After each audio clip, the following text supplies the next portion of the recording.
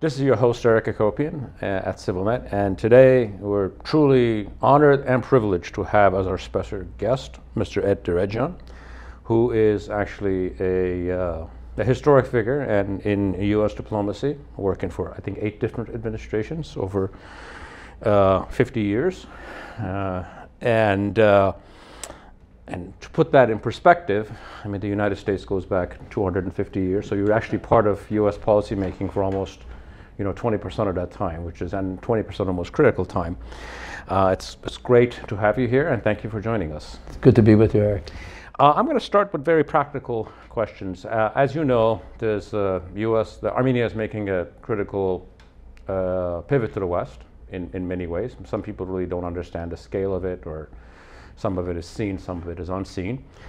There is a great deal of, I wouldn't say fear, but apprehension. Because when you look at the U.S. political scene right now, much of this pivot has happened with the current administration, President Biden, Secretary Blinken, Sullivan at the NSC.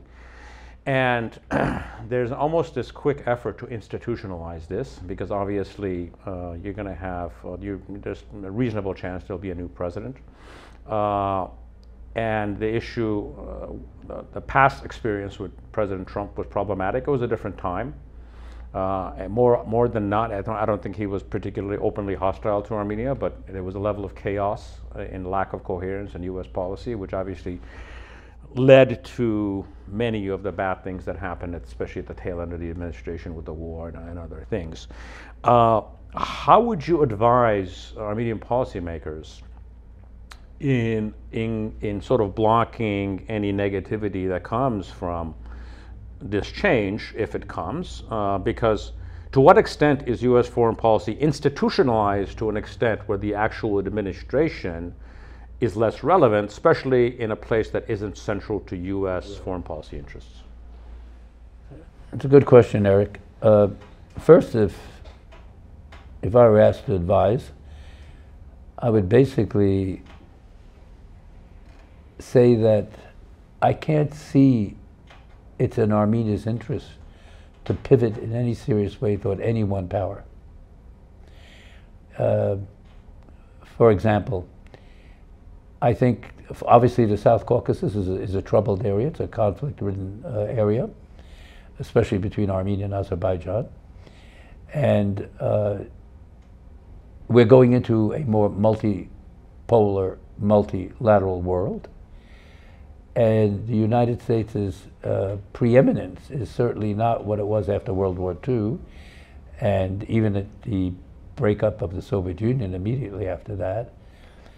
So looking at it from Armenia's interests, I would say that it would serve Armenia's foreign policy and strategic interests that it develop with great precision relationships, strategic and tactical relationships, obviously within a 3+3 context, Azerbaijan, Armenia, Georgia, Turkey, Iran, Russia.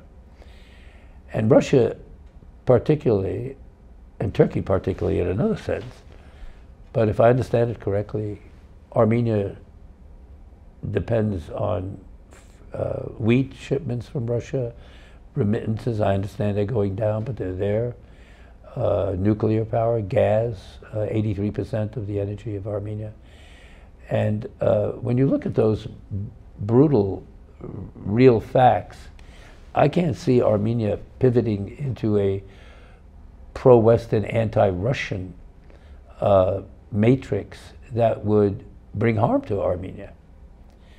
So it's a challenge to Armenian policymakers to be able to craft a very precise yet strategic, what I call 360 degrees foreign policy, national security policy. And because I don't think the Russian experience has shown that you cannot depend on one major external power to come to your aid. And that goes for all interests, all powers involved. So it takes prioritization, specificity. The other big power there is Turkey, given Turkey's influence in the region and certainly the Turkish-Azeri axis. that it serves Armenia's interest to develop relations with Turkey. And I know that's proven to be very difficult, and I am learning that Armenia has really tried, but they're facing a bit of a stone wall. So I think whatever strategic assessment or reassessment is being made in Yerevan, I think it would be a major, major mistake, a miscalculation, that Armenia be identified with either one pole or the other. Yeah, I think you're obviously, I think there's a difference between expanding your reach, expanding your relations with the West, necessarily being anti-Russian. Those are not the same thing. Exactly. I think this is, but in today's world, frankly, that's very difficult, given the polarization that's going on. One of the things that we learned, and we have to put ourselves in the shoes of foreign policymakers, not our shoes of what we want. What we learned in November of 2020 is if you're a country of cognac and apricot, you will get as much attention as cognac and apricot deserve.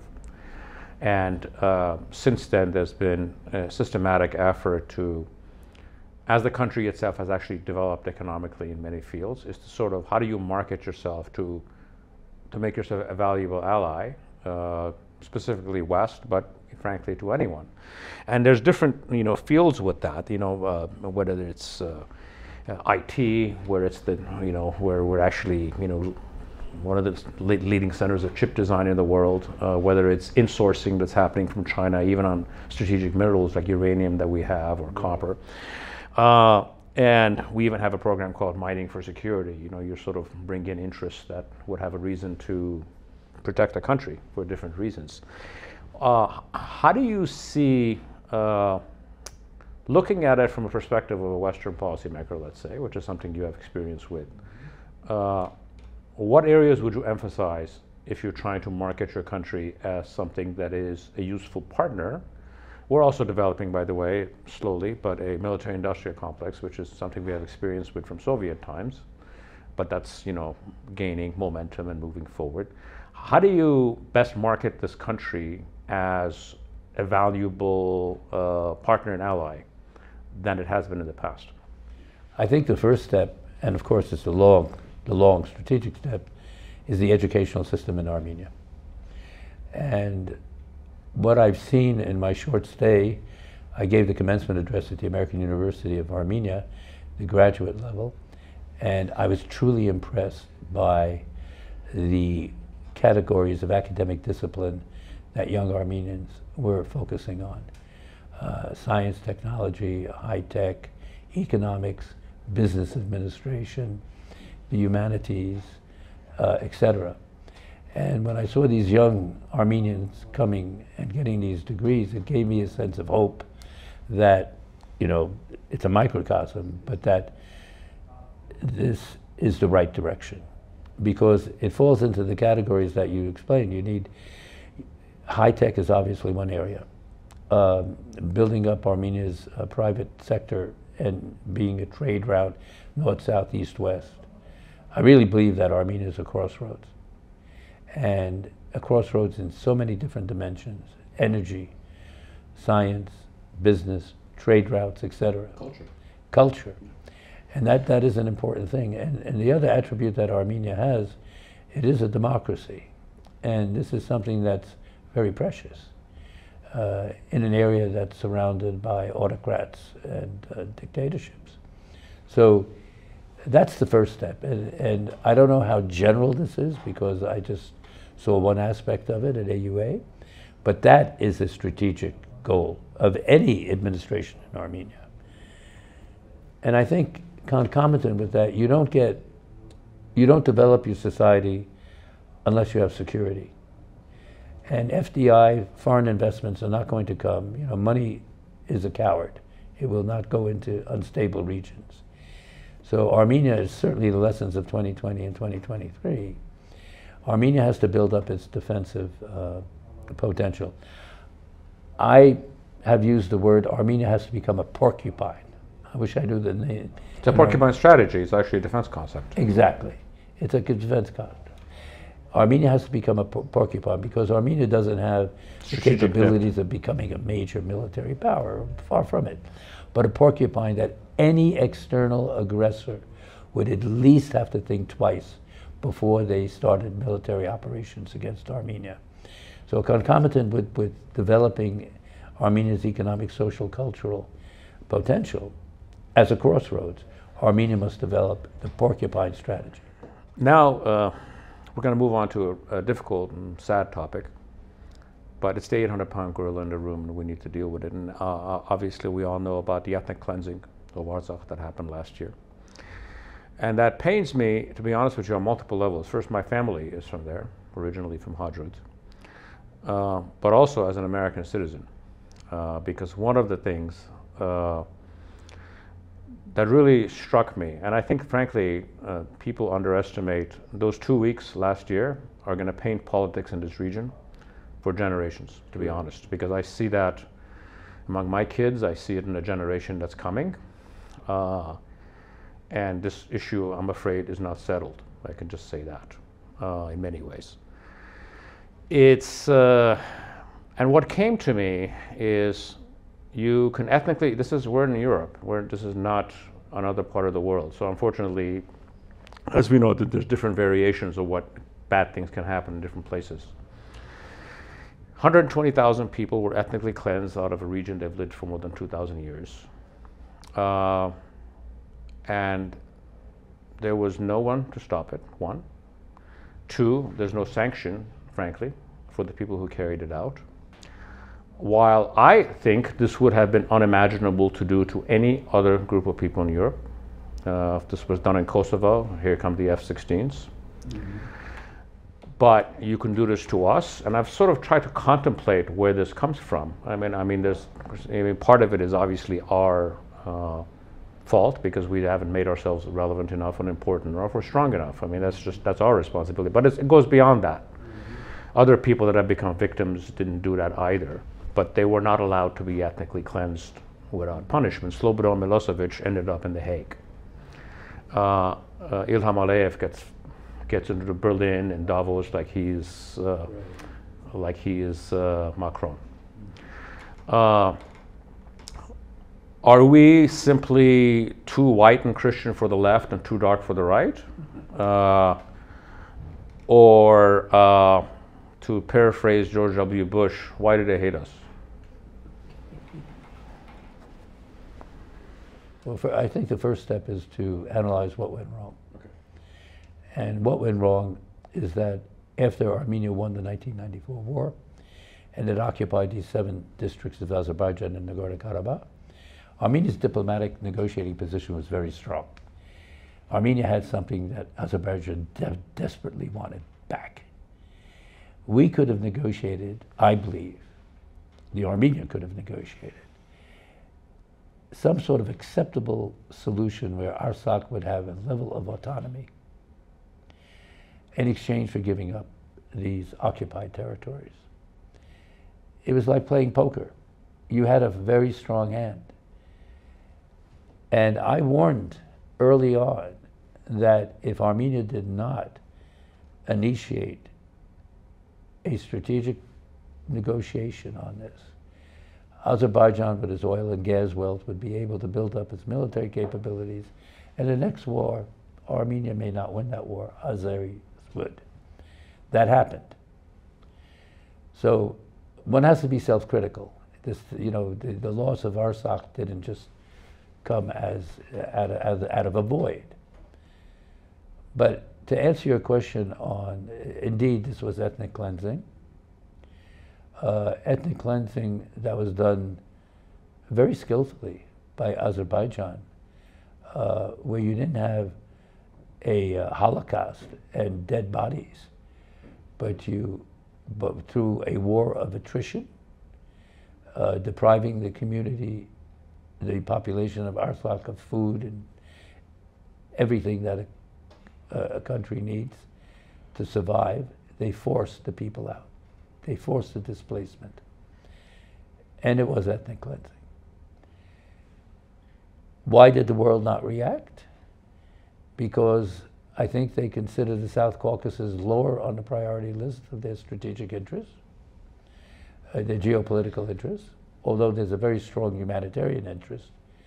That humanitarian interest obviously did not cause serious intervention on the part of the United States, France, and other powers. So that's the reality. Well, that's a very good, apt, diplomatic, and hard politics answer, and I appreciate that. Especially the last point, because at the end of the day, you get as much attention as you win for yourself or you deserve. Let's move on to, I'm going to change fields. One of the things that I've learned living in Armenia, after living in the United States for so many years, is especially looking at the countries around us and how they develop.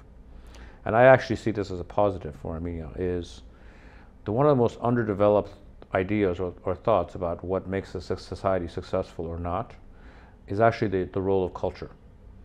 And obviously by culture I don't mean painting and dance. I mean just the way a culture approaches things. And you see it, as you mentioned, in the realm of democracy.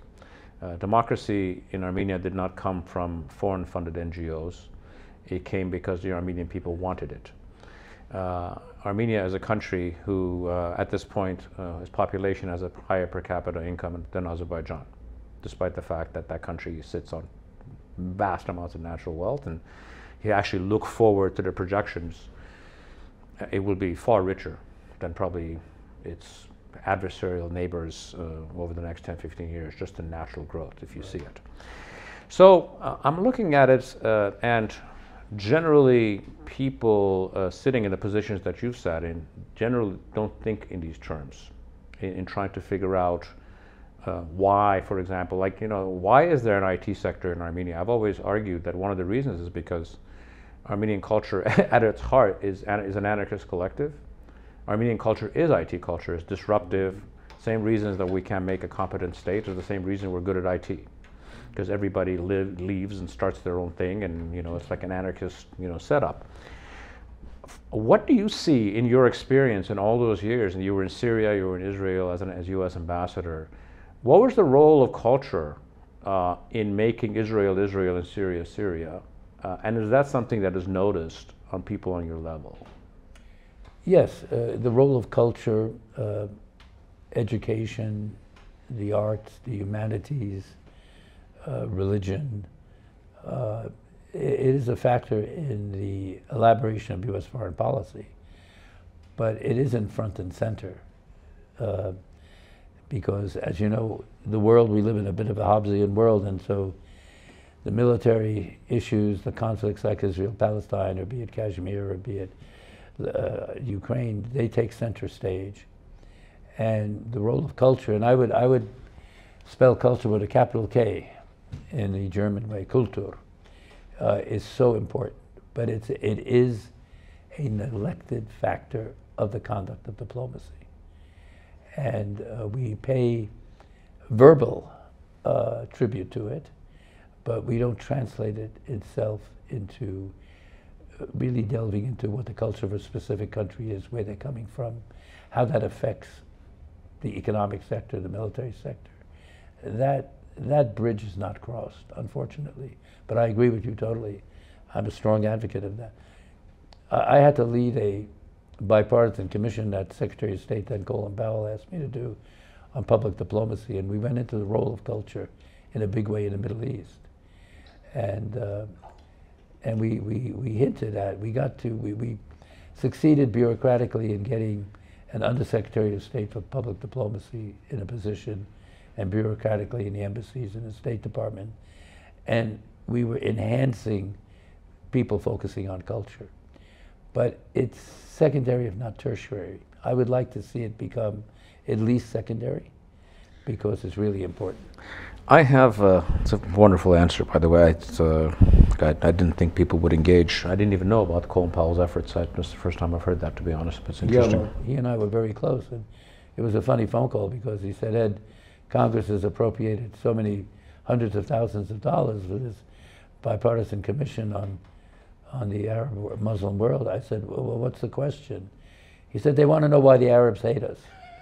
And so I laughed. And Colin Powell told me, he said, stop laughing, just say yes and take the job. Well, speaking of the United States, I have the privilege of traveling here and meeting with different people in foreign ministries and things. And I recently had a meeting with a U.S. allied country, a NATO member, someone high up in their foreign ministry, and I was explaining to this individual that the next president of the United States could technically 9 months from now be running the country from sitting in a jail. So it's within the realm of possibilities. I have had a front view on American politics as a consultant. In some ways, from the purview of the people, where I would ascribe the crisis in U.S. policy has to do with the center collapse has to do with the fact that the political establishment has lost essentially credibility with large segments of the American population.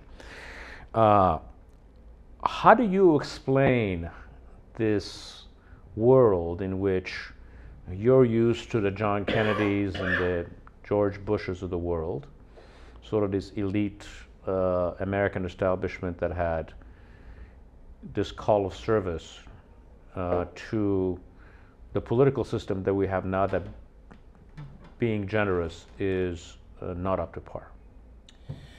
Well, unfortunately, I've been in the foreign policy apparatus for too long, for many, many years. And as a young man in my 20s, I had the privilege of serving on the Kennedy administration. And I saw great men in positions of power. We had strategists. If you think at the end of World War II, the brilliant idea of the Marshall Plan. History up to that point, if you won war, you suppressed your enemy, akin to the Treaty of Versailles, which led to World War II. These men of strategic genius decided to restore Germany as the engine force in Europe's rehabilitation, and Japan in Asia. It really was a defining moment. But we had individuals who were strategists, statesmen. We no longer have that. You've said it quite aptly and simply, which is the best way to say anything. We're going to close, but I'm a big fan of personal stories, especially ones that sort of, connect us back to 50, 60 years, and there's a chain that goes back. And you, I think one of your previous trips here, you made a speech in which you mentioned your run-in with Anastas Mikoyan when you were a very young man at the U.S. State Department, which I loved that story. But then it also made me think, because he was there during the, I think around the Cuban Missile Crisis. Correct. And one of the things that always struck me is during the Cuban Missile Crisis on the Soviet side, there was Anastas Mikoyan, who was the Soviet premier at that time, I believe. Right. And I think on the American side, we had Mr. Ignatius in the U.S. Navy. So it's quite ironic because, metaphorically, Armenians are there at the beginning when, people get off Noah's Ark, and if the world was going to end, there was going to be two Armenians in the process of ending the world. Back to the origins. Yeah. So I want you to tell us that story again, because I think more people should know about it. Okay. Well, it was one of my first assignments in the State Department, working for the Undersecretary of State, George Bull, one of my greatest mentors. And during the Cuban Missile Crisis, as you said, Eric, the Soviets sent Anastas Mikoyan to negotiate with the Kennedy administration. Now, when I was a kid in the streets of New York, my father, who was more on the socialist end of the political spectrum, would always tell me there's this great Armenian in Moscow by the name of Anastas Mikoyan. He's there when others leave or are deposed, but he is the constant presence in the leadership of the Soviet Union. We're so proud of him. So I look at the Secretary of State's appointment schedule, and I see Anastas Mikoyan at 11 o'clock coming in. So I said, wouldn't it be great if I shook his hand and then I could call my father and say, Dad, guess whose hand I just shook? And so this was totally out of protocol, but you know, being Armenian, we're suicidal. And so I waited in the corridor, Secretary of State's office there, other secretaries there. I diligently waited in the corridor for him to come out after his meeting with Secretary of State Rusk. So he comes out, he has these 4 horrible looking KGB bodyguard goons in these like, well, no, they had these coats that were shiny like linoleum. Yeah. And they all had a hand in there, you know, obviously on a weapon. And so Mikoyan is coming down, and I'm getting very nervous because he's a member of the Politburo. I'm the lowest ranking Foreign Service officer on that floor. He comes past me, and I go in Armenian, my broken Armenian, I say, Baron Mikoyan, inch peses. He stops dead in his tracks, swivels toward me with that fox-like face. I was petrified. And he looks at me and he says, Tu noves, who are you? And I say brilliantly, Edward Djerejian, as if that would mean anything to him. And then he says, Tu nayes, are you Armenian? I said, yes, I'm Armenian.